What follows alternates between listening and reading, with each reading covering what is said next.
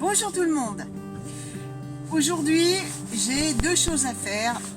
J'ai à planter les pommes de terre.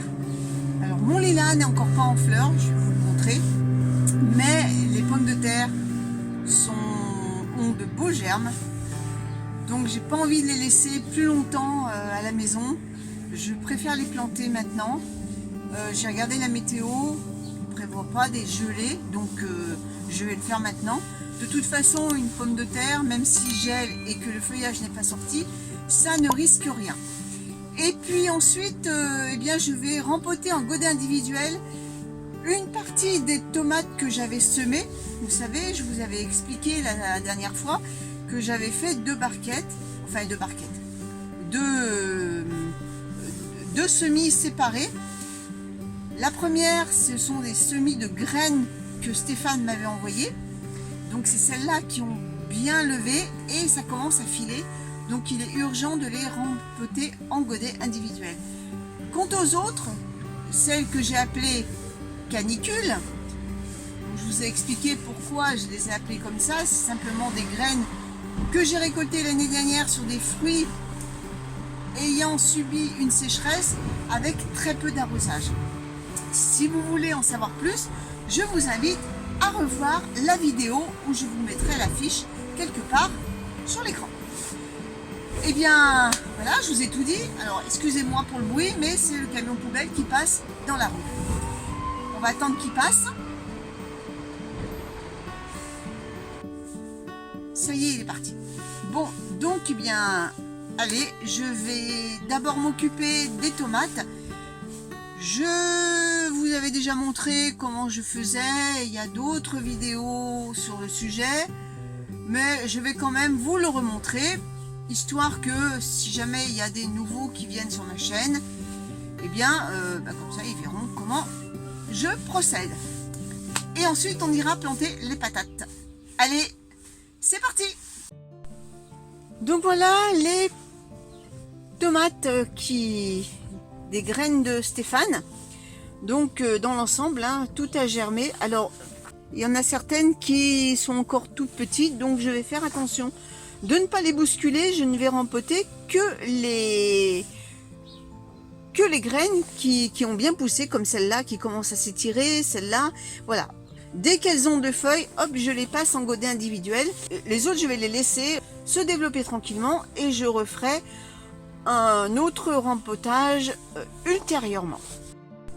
Au niveau du terreau de rempotage pour les tomates, comme pour n'importe quel autre légume, j'utilise pas un terreau spécifique.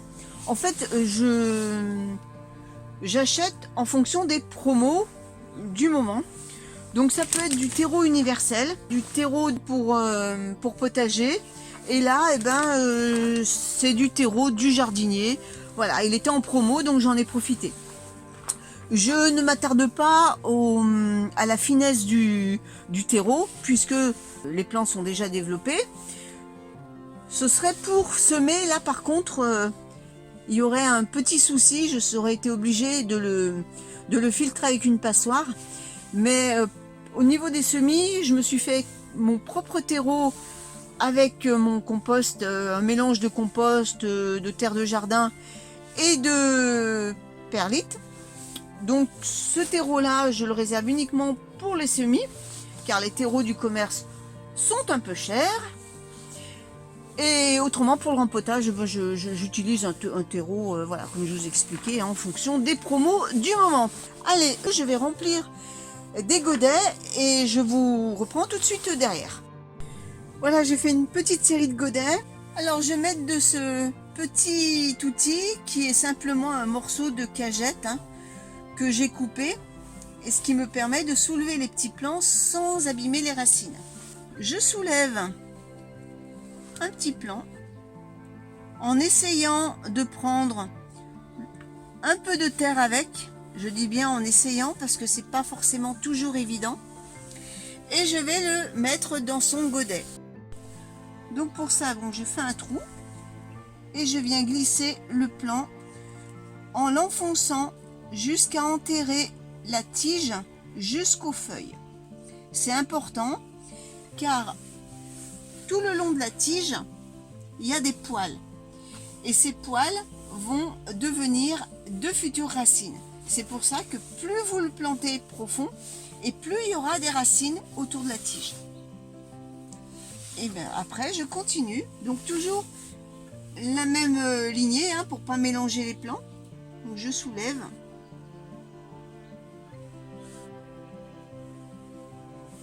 Hop. Et je viens le repiquer. Je fais un petit trou et je le glisse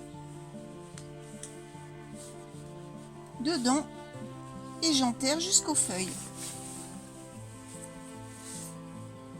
Allez, un autre pour la route.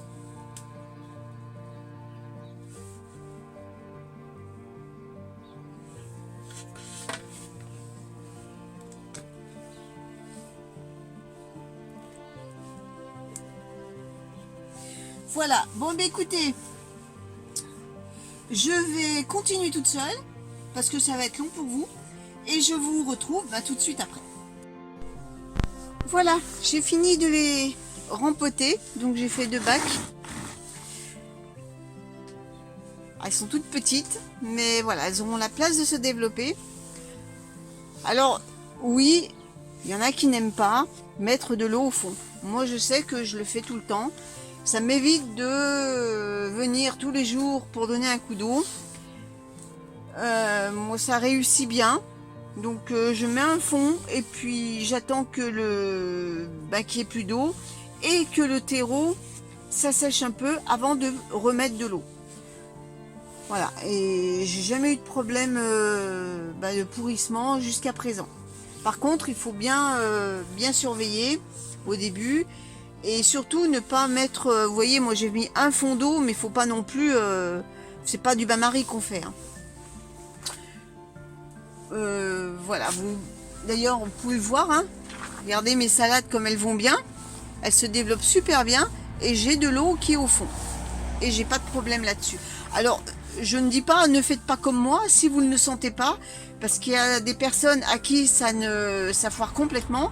Moi ça réussit, donc si cette technique vous convient, faites-le. Mais voilà, moi je ne suis pas parole d'évangile. Je vous donne mon astuce. Après, c'est à chacun de voir ce qui réussit mieux pour lui.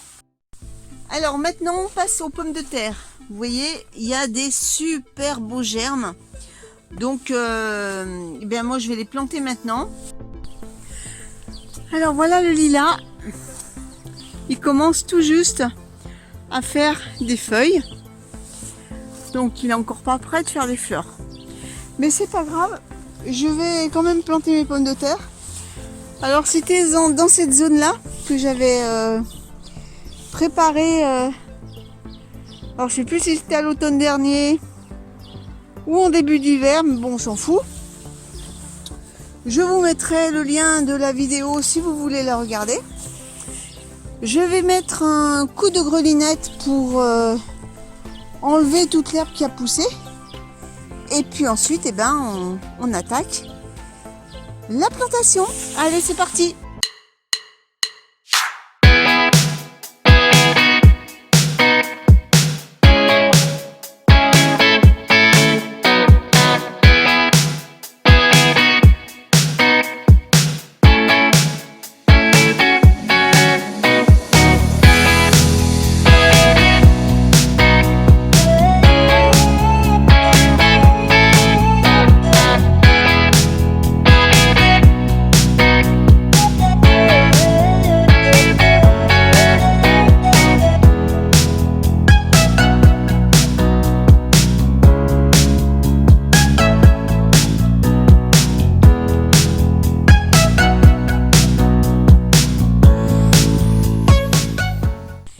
Ça y est, j'ai fini. J'ai fait à peu près propre. Bon, il reste 2-3 bouts d'herbe, mais les pommes de terre vont faire le reste. Hein, parce qu'il faut savoir que les pommes de terre sont les premiers légumes qu'on plante quand on débute un potager, car elles ont la particularité de nettoyer le sol en profondeur. Alors pour planter mes patates, j'ai pas le fameux outil, vous savez, en forme de cœur que beaucoup de jardiniers utilisent. Moi je l'ai pas, J'ai pas envie d'en acheter car j'ai assez d'outils comme ça. Donc j'utilise cette binette que je n'utilise pas d'ailleurs pour autre chose, puisque c'est vrai que je m'en sers jamais de cet outil. Alors autant l'utiliser pour planter les pommes de terre. Alors je trace un sillon avec ça.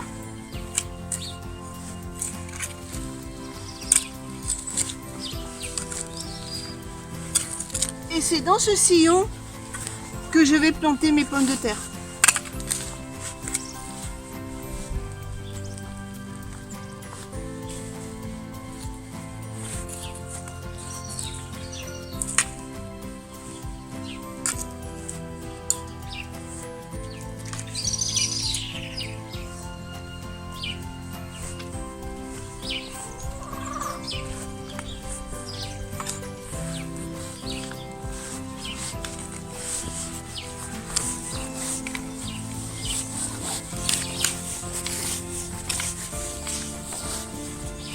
Et je fais pareil pour l'autre rangée.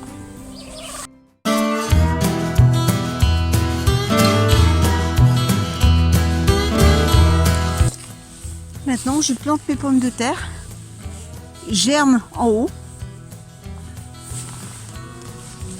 Alors, je respecte pas trop les distances de plantation.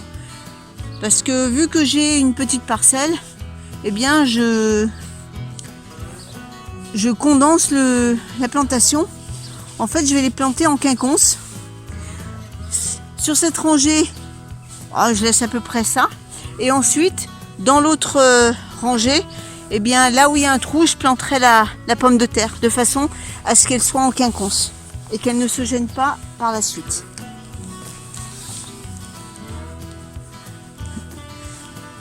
Alors pour l'instant, je les enterre pas. Je les pose simplement. Et ensuite, eh bien, je viendrai recouvrir avec ma binette, avec la terre qui est sur les côtés. Allez, je fais ça toute seule et je vous retrouve tout de suite après. Voilà, j'ai planté mes pommes de terre. Il me reste tout ça. Donc je vais utiliser ce bac que vous voyez là. Je vais passer la grelinette et puis finir de planter les dernières pommes de terre, faire une rangée, je pense que ça suffira. Et puis je vais les recouvrir de terre.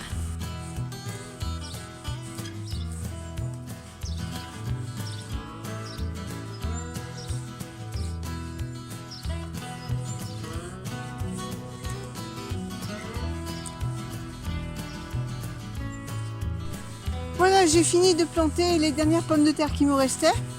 Alors j'ai mis de la paille. C'est pas pour mettre le sol couvert, parce que c'est vrai que moi la paille au printemps je suis pas trop fan car ça abrite les limaces, mais là bon, en l'occurrence il n'y a pas de salade, ça risque rien, donc j'ai simplement mis de la paille simplement pour délimiter la zone, puisque là il n'y a rien, donc il va y avoir, et c'est pour éviter d'empiéter sur l'endroit où j'ai planté les pommes de terre. Alors je reviens sur les tomates de tout à l'heure. Les tomates qui sont encore en train de se développer, que je n'ai pas repiqué en godet individuel car elles étaient trop petites, eh bien je vais le laisser dans la serre pour éviter que ça file encore plus, puisque là ils annoncent des températures quand même assez douces, et quand bien même ça descendrait un peu dans la nuit, eh bien j'ai toujours une protection à mettre par-dessus. Voilà, et bien sur ce je vais vous laisser, j'espère que cette vidéo vous a plu. Et on se donne rendez-vous dimanche prochain pour une autre semaine au jardin. À bientôt tout le monde!